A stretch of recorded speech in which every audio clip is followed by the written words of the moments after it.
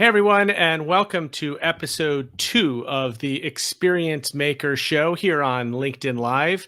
Thanks so much for joining us. This is Dan Gingiss, and we are here with a surprise guest today because actually the scheduled guest for episode 2 unfortunately came down with a bad case of laryngitis and has no voice. And that is kind of one of the key things that is required to be on a live show here is the ability to have a voice. So we have an able fill-in, so much so that this was somebody that was going to join us on a future episode anyway.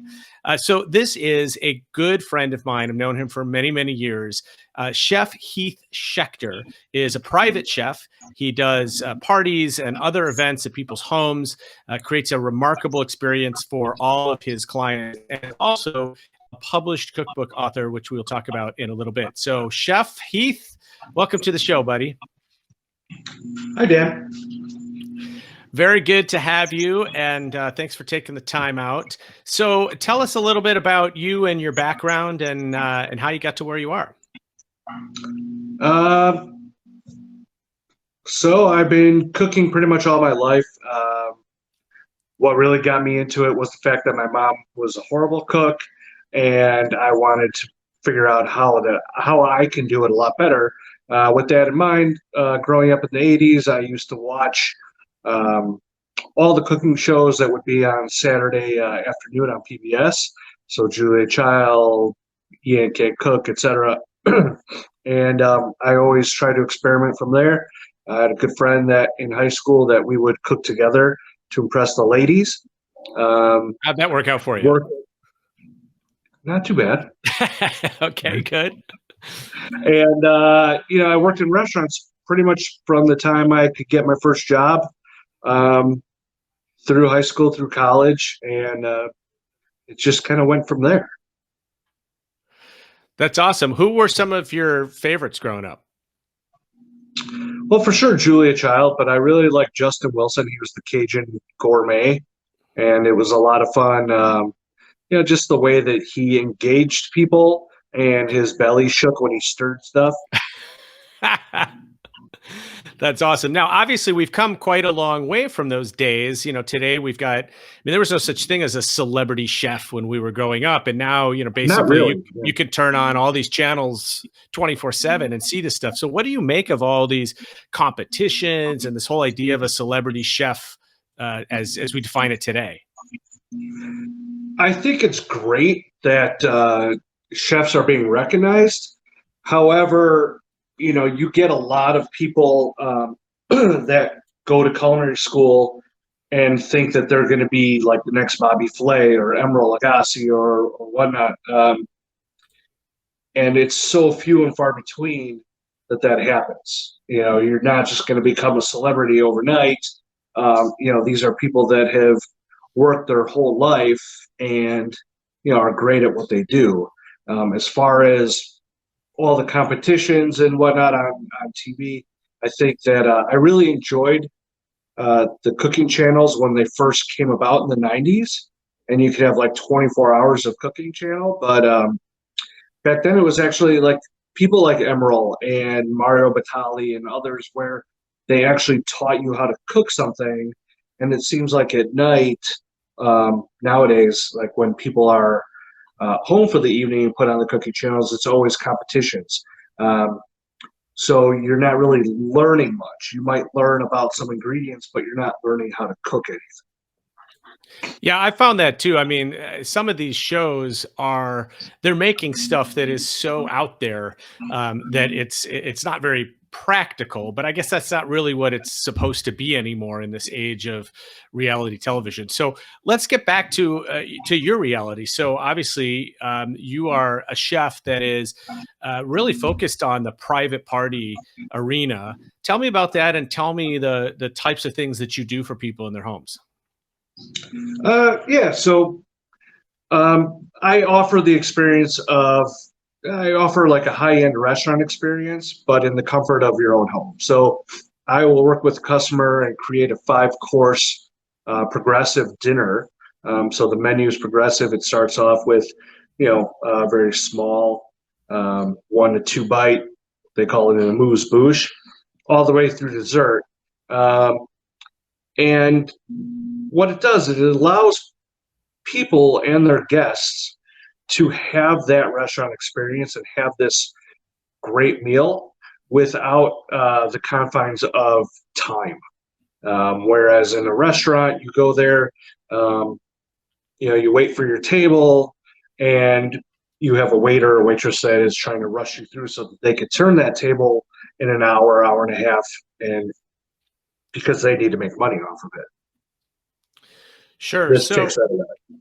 all right. So, I want to jump into for our viewers, Heath and I are doing something really fun next month. We are actually co-presenting at a conference called Cater Source in Las Vegas. It's one of the largest catering industry events in the country, and I'm a speaker and he's a chef, and so we decided to go in together, and I'll talk about customer experience and how important it is to create a remarkable experience, and Heath is actually going to show the audience how to do that with some food items. So, Heath, I'd like you to talk about the two demos that you're going to do during our presentation to give some people an example of creating an experience with food.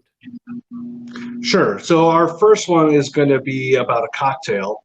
So not really food, but the beverage. And a lot of times with private parties, you're going to have that cocktail hour. So you kind of want to wow your guests from the get-go. So we're going to be doing a take off of an old fashioned, and we're going to do a smoked old fashioned.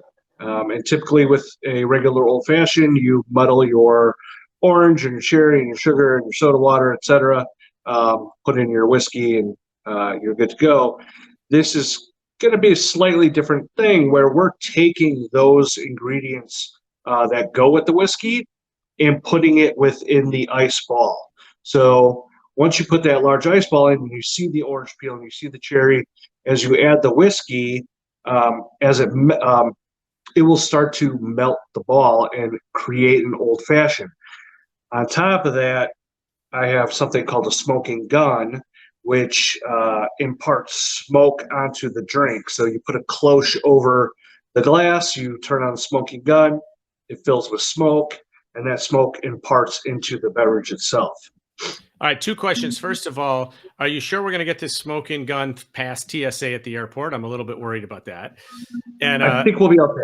And second of all, you put a what over the butt? You said a word I didn't understand. A cloche. A cloche. So tell everyone what a cloche is. It's a covering. Yeah, it covers the plate or the glass or whatever, and it closes it so that you can fill it with smoke. All right. I sometimes have to call my buddy Chef Heath on using chef speak with me. I need to get those definitions. So, Chef, I see that you're standing in your own kitchen, and I know that because I've been in your kitchen a number of times. Yeah. What is it like to be in the Schecter household for dinner?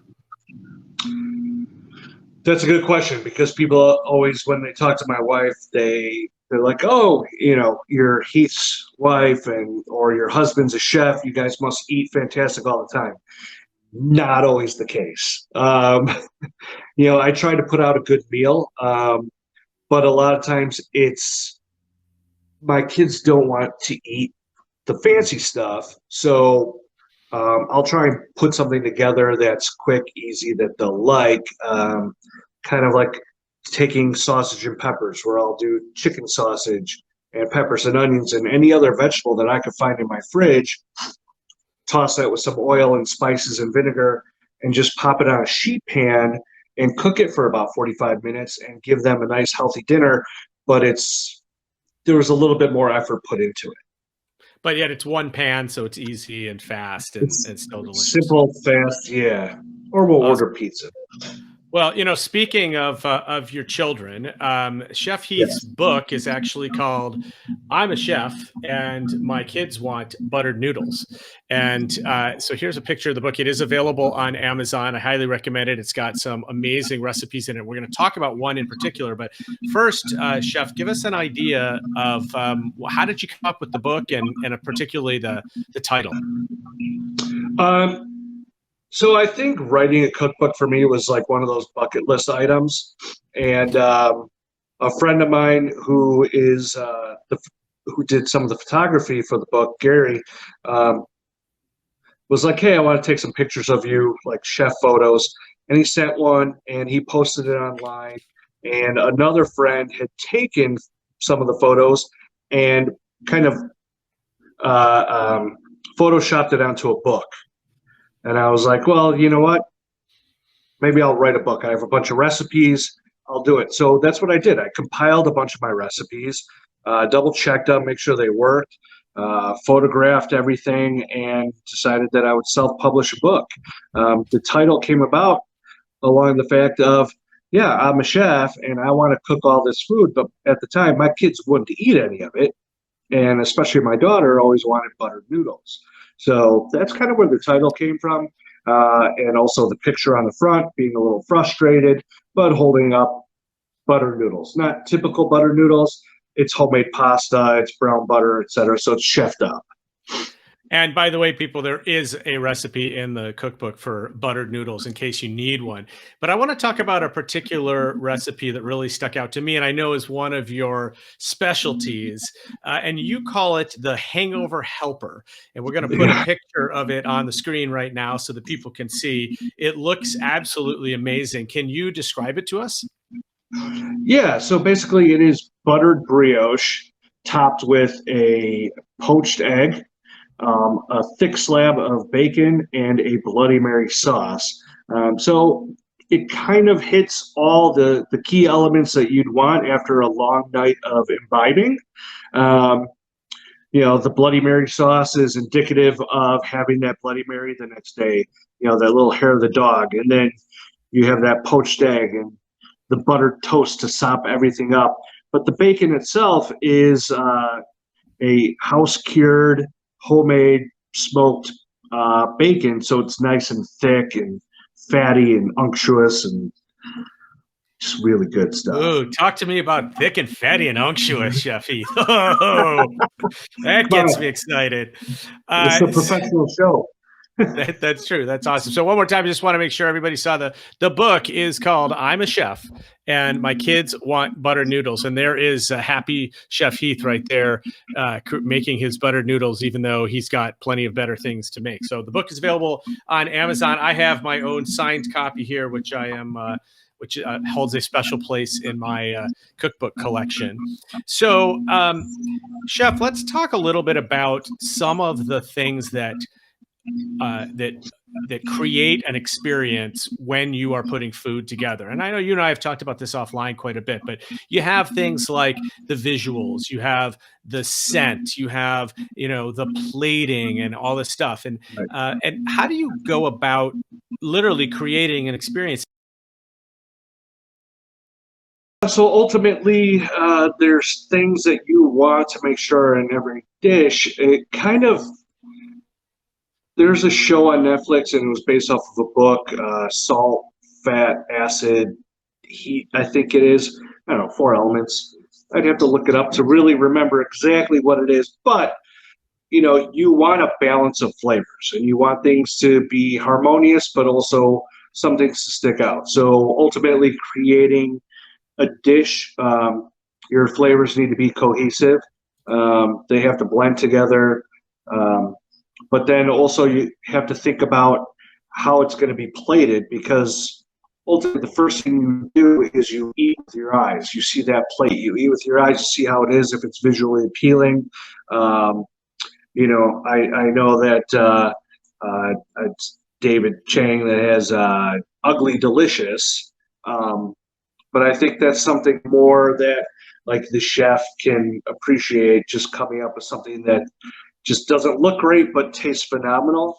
But for the person that isn't a foodie, or can kind of get that aspect of it, when I'm doing a party, the average guest, they want something that's going to be visually appealing, and then you get the smells, and then obviously the taste. Gotcha. It reminds me of a book, which I'm sure I have here. It's behind me somewhere, and of course I won't find it at this moment. But there's one of my favorite books is called Mindless Eating, and it talks about the psychology of food. And a lot of it, they do talk about this whole, you start eating with your eyes. In fact, there was a an interesting story that this author told about a cook that was on a Navy submarine in World War II. And because they were on a submarine, he had to order all this food, for 30 days because they go under and they stay under. And one of the desserts that he would order was Jello, and he'd order cherry Jello and lemon Jello. And according to the story, there was one time where the shipment was wrong and he only got lemon Jello. And he was genuinely concerned that these hungry sailors who loved their cherry Jello were going to be disappointed. So he made the lemon Jello and he added red food coloring. And out of 800 sailors, not one of them figured out that it wasn't cherry. Because when we see red Jello in front of us, our brain basically tells us it's going to be cherry. And I remember that story when I was at a restaurant in Europe once, and I had squid ink pasta. And for those that don't know, this is a dish that comes in, it's jet black. I mean, it's midnight black. It's a color that we're not used to seeing in our food unless it's burnt. And I remembered that story and actually took a moment and closed my eyes to take the first bite so that I wasn't overcome with sort of how gross it looked. And once I tasted it, it was delicious. Yeah. So it's funny that you say something like that because, one of the best restaurants in the country is Alinea. And he right here in Chicago. Right here in Chicago. And he plays off of that. Where he takes flavors that you wouldn't expect and turn them into something else. So he may take a tomato and mold it into the form of a strawberry. So you're thinking that you're going to eat a strawberry and then it tastes like tomato. So on that point, he's really playing with you. But yeah, I mean, it's also there's a guy on Instagram, Boys That Cook. And he takes ordinary ingredients like hot dogs and potato chips or something and ketchup, but he'll write, house cured sausage with tomato puree and palm frite or whatever. So it's about the language also that you use to describe what you're presenting. Absolutely. I mean, we read menus that way, and that's how you choose what to order. And slowly, braised New England beef with an au jus or whatever is a lot different than meatloaf, even though it might be the same dish. Right. It's going to get you to choose it. So you reminded me of something. Oh, we were talking about Alinea, and one of the things that the chef there does that I think is really interesting, because we talk about smell, we talk about vision, and also there's the environment around you. I mean, in my book, I talk about how if you walk into a restaurant, you're especially in Chicago, and you're sitting by the door, and people keep opening it in the winter, and you're freezing cold, that can affect your experience, even though it has nothing to do with the food, right? If you're uncomfortable, Absolutely. You're not going to enjoy your dinner. Well, one of the things that the chef at Alinea does is he serves a dessert that is taffy, and it is infused with helium to create a balloon. And in this very fancy restaurant, you are encouraged to inhale the helium and then talk like the chipmunks and laugh about it while you're in this fancy space. So it's totally contrary to how you would expect someone to behave in a fancy space, but he's bringing the outside environment into the food experience, which I think is such a cool idea. It is. And then I think also one of the things that he does with dessert is that they put down like butcher paper on the table, and then they almost like create like almost like a Jackson Pollock type painting of the dessert. So it's more interactive than all the other courses that are, beautifully plated and all that stuff. And then now you have splatters of sauces and other things that have been put in liquid nitrogen that they drop and it breaks. So just very interactive and playful. So you're finishing on a playful note. Yeah, for sure. So I know you've also spent a good part of your career working as a corporate chef in usually R&D departments where you are in research and development, where you are in charge of sort of following the food trends. Can you talk a little bit about what you're seeing today in terms of either flavor profile trends or other eating trends? Yeah, sure. So, people are becoming more and more adventurous in their eating. Um, it's not the typical, hey, there's a Taco Bell or a Del Taco or what have you down the street, so we're having Mexican food tonight. Um, the people, because of food TV, and the amount of people that watch it, they see all these new ingredients, and the ingredients are coming from different regions within Latin America or Asia or the Middle East, etc. So these are what's pushing the market. Um, so sriracha was the big thing, but now we have gochujang, which is a Korean fermented chili paste. Um, we are seeing a big increase in Middle Eastern food from Israel, which is basically a hodgepodge of all the regions around it and all the people that have settled within Israel from all different cultures that created the cuisine there. So it's very regional, is where everything is trending. So you're seeing a lot of Middle East, you're seeing a lot of regional areas of Asia and Latin America.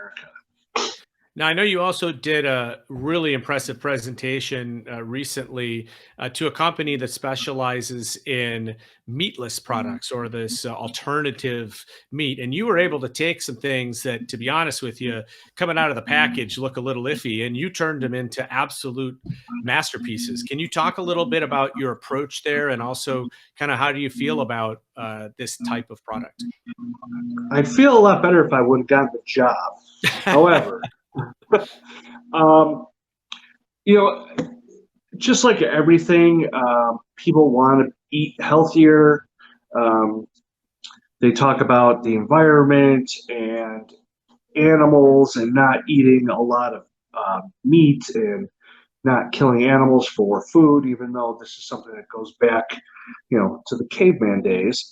Um, but the trend of alternative meat products or plant-based proteins, it's not going anywhere anytime soon. It's here to stay. It just keeps getting larger. So um, you have the people that are vegetarians and vegans that know these products already because they're always up on it, and for them to eat it isn't a big deal. What it comes down to is uh, people like you and I that love a good steak or a nice piece of fried chicken.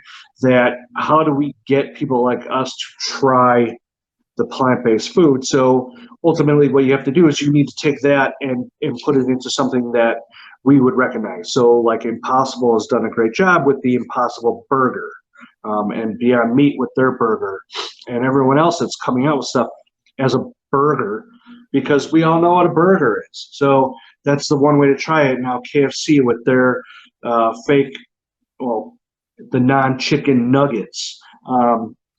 So it's to get people to eat that. But for when I do it, I go ahead and I come up with ideas that are reminiscent of foods that we would normally eat. So, we had I did a meatball, a mozzarella stuffed meatball, where I did, I breaded it, fried it.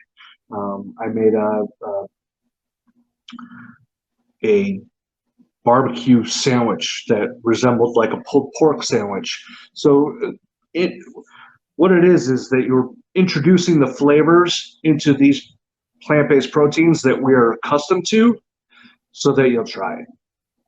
Yes, I'll have a barbecued pulled pork sandwich. Please hold the pork. This is basically Right. what it is, right? Yeah. All right. So we plant-based pork, please. Yes. So we only have a couple minutes left. I wanted to ask you, you being a chef, when you go into a restaurant, what is it that you're looking for, really, from the environment to the menu to the flavors and all that sort of stuff? Like what do Right. you hope for? And I think even if you can tack on to that, what should their expectations be when they go out for dinner in terms of the whole experience?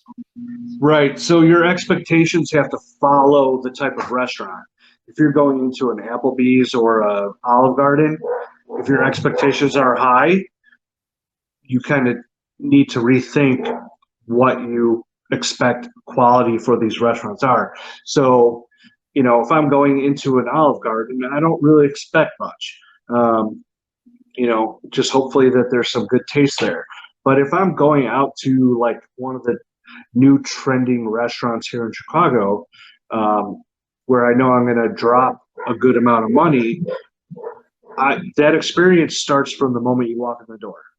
How you're greeted, how you're treated at the door, to the time you get to the table, how long until someone fills your water glass, till they find out how long you want, to something to drink, explaining the menu. But ultimately, when it comes to the food, I want to see food that I haven't thought of. So I like to see ideas that they've come up with. I'm putting different ingredients together, and different flavor profiles together, that are cohesive. And I don't want to spend $200 and walk out of there and say, "Oh, I could have done better."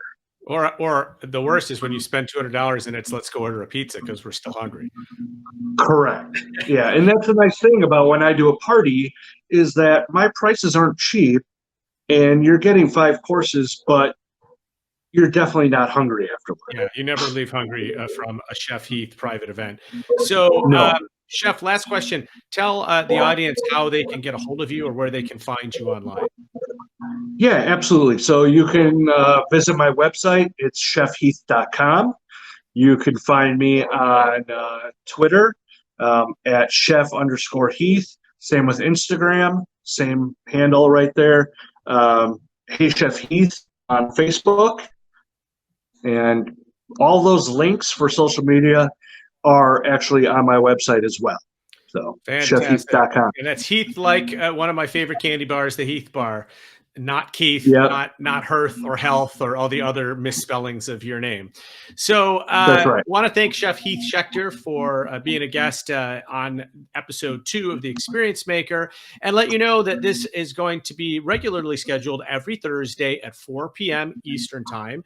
We have guests, amazing guests lined up all the way through July already, and of course we will continue on after that. Next week, it's going to be Steve Spangler, who is one of the foremost experts in kids science experiments. He's the guy that actually developed that experiment where you put the candy into the Diet Coke bottle and watch it explode. That is Steve Spangler. He's really awesome, and he has really redefined the experience of learning in the classroom. So we'll talk about that next week. I am Dan Gingiss. You can find me at dangingiss.com or dgingiss on Twitter. Looking forward to seeing you. And as always, I appreciate any feedback that you have on the show, so please contact me and let me know what you thought. We'll see you next week on The Experience Maker.